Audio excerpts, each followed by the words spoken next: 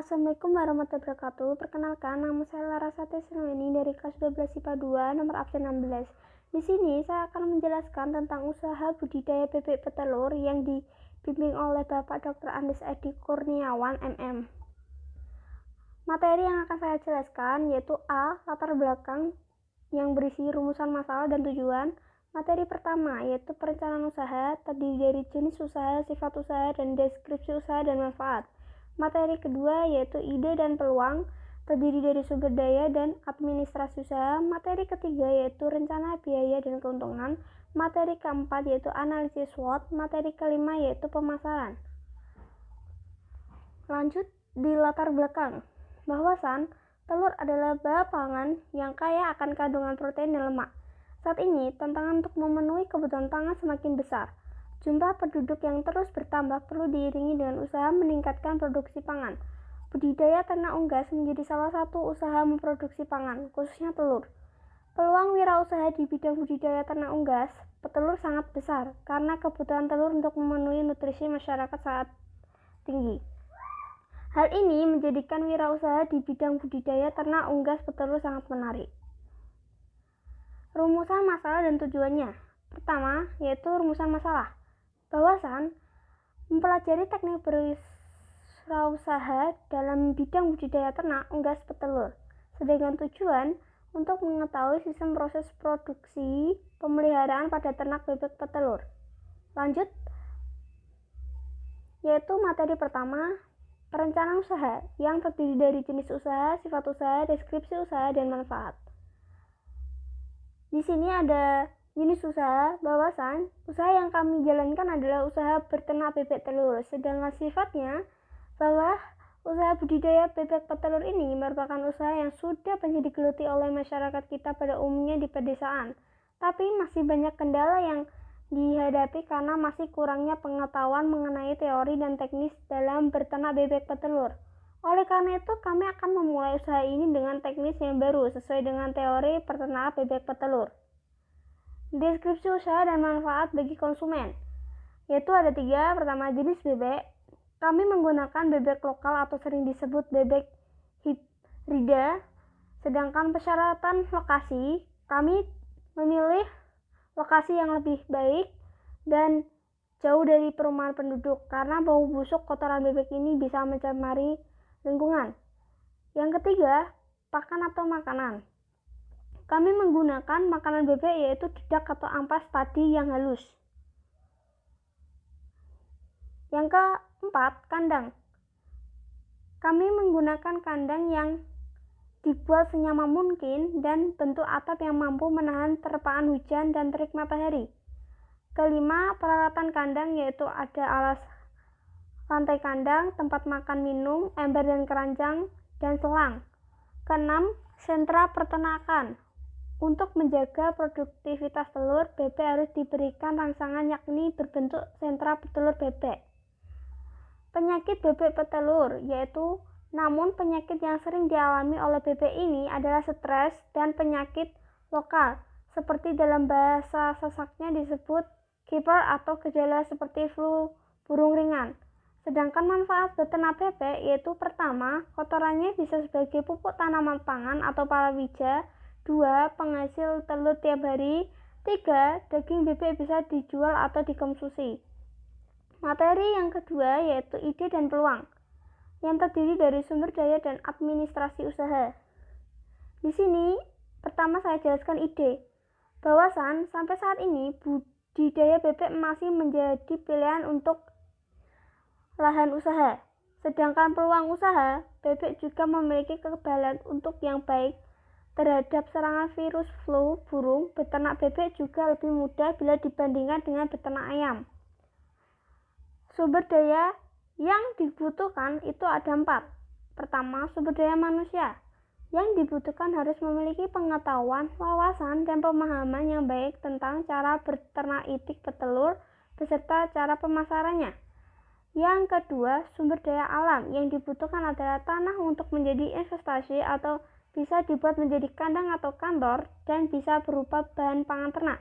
Yang ketiga, sumber daya keuangan adalah sumber pembiayaan semua operasional perusahaan, mulai dari pengadaan investasi perusahaan, modal produksi, penggajian, dana pemasaran, dan sebagainya.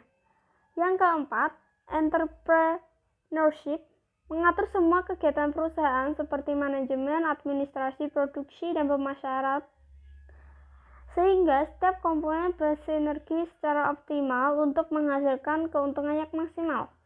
Administrasi usaha, bawasan mencakup aspek perizinan usaha, surat menyurat, pencatatan transaksi keuangan, dan pencatatan transaksi barang atau jasa, serta aspek pajak, baik pajak pribadi maupun pajak usaha.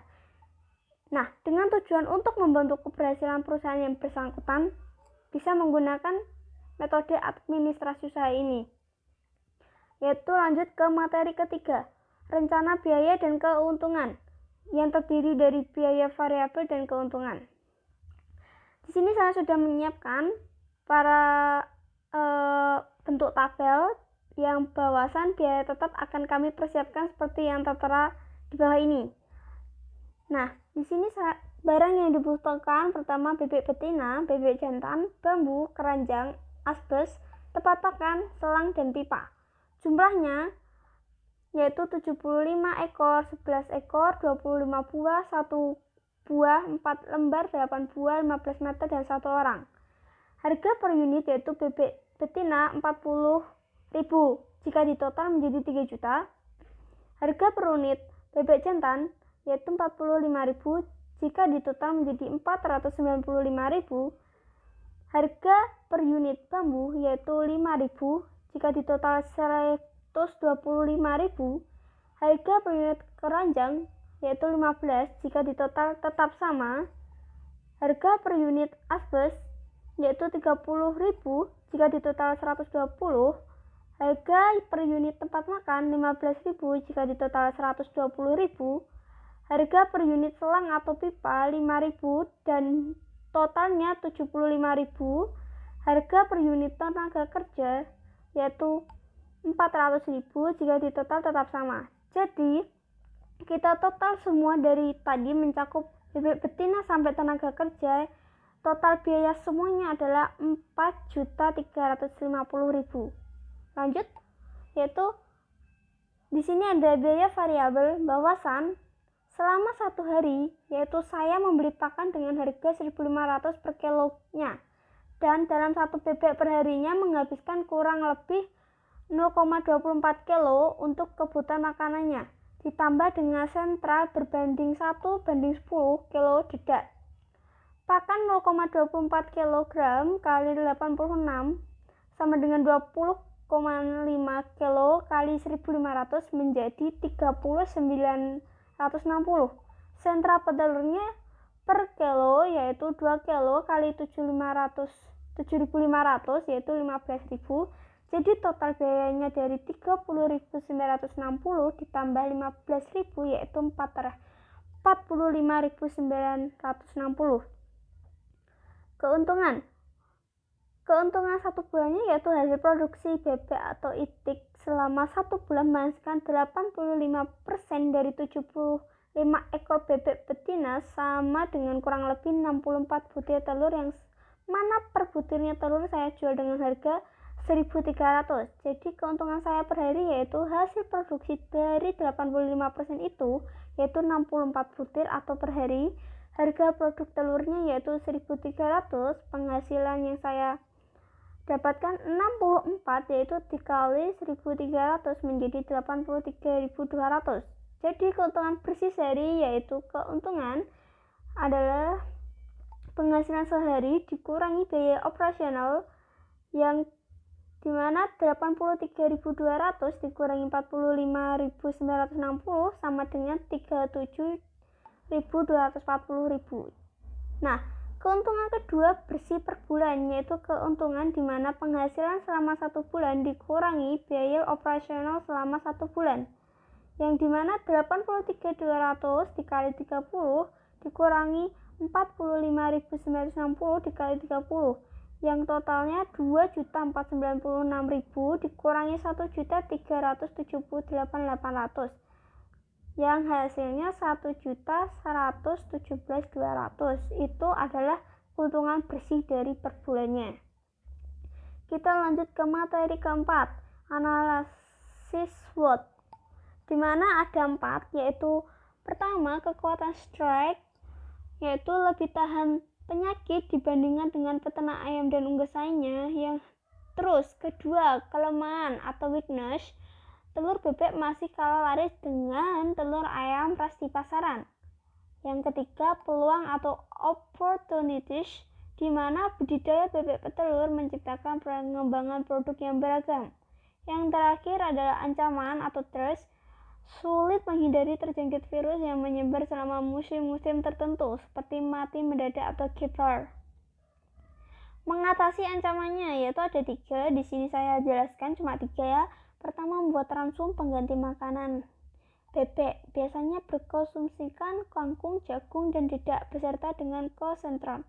Yang kedua, dengan membeli pakan setelah panen padi dengan ukuran yang banyak sebagai persiapan masa kemarau panjang atau kelangkaan pakan. Yang ketiga yaitu untuk menghindari penyakit menular, kami lebih fokuskan pada pemeliharaan kandang yang selalu steril dan jauh dari gejala-gejala penyakit. Kita lanjut. Yang kelima yaitu pemasaran atau berisi tentang penetapan harga produk dan strategi pemasaran. Di sini rencana pemasaran yang harus ditetapkan itu ada 2. Pertama, penetapan harga produk, kedua strategi pemasaran. Nah, kita kembali ke penetapan harga produk, di mana saya tawarkan yang mencakup dari penghasilan rata-rata masyarakat. Sedangkan strategi yaitu ada 4 bauran yang sering kita kenal dengan marketing mix. Nah, seperti inilah 4 bauran pemasaran. Pertama, ada produk, yang dimana untuk mengikat perhatian permintaan pemakai atau konsumen telur yang akan kami produksi harus terjaga kualitasnya, seperti besar ukurannya, bersih, masih segar atau baru, berat telurnya, dan lain-lain. Yang kedua, ada tempat, yaitu di mana aspek tempat tidak terlalu kami pikirkan karena penjualan yang kami lakukan tidak memiliki tempat yang khusus untuk menyalurkan barang secara langsung selain dari peternak sendiri. Yang ketiga yaitu harga. Dalam bentuk harga, kami memiliki berbagai metode penentuan harga sesuai dengan kondisi produk dan kondisi pasar. Yang terakhir yaitu promosi atau promotion, yang dimana kami memilih jenis promosi personal selling atau yang bisa diartikan yaitu interaksi antara individu yang saling bertemu muka dengan tujuan untuk menimbulkan penjualan. Selain dengan personal selling, kami juga melakukan promosi dengan berbagai bentuk yang intensif untuk mencapai penjualan yang maksimal. Seperti itulah 4 bauran pemasaran. Inilah contoh usaha budidaya bebek petelur. Terima kasih. Semoga bermanfaat ya, dan terima kasih telah menyaksikan penjelasan saya, dan semoga membantu. Mohon maaf jika ada kesalahan atau kekurangan dalam berbicara saya atau materi saya, mohon dimaafkan. Sekian, wassalamualaikum warahmatullahi wabarakatuh.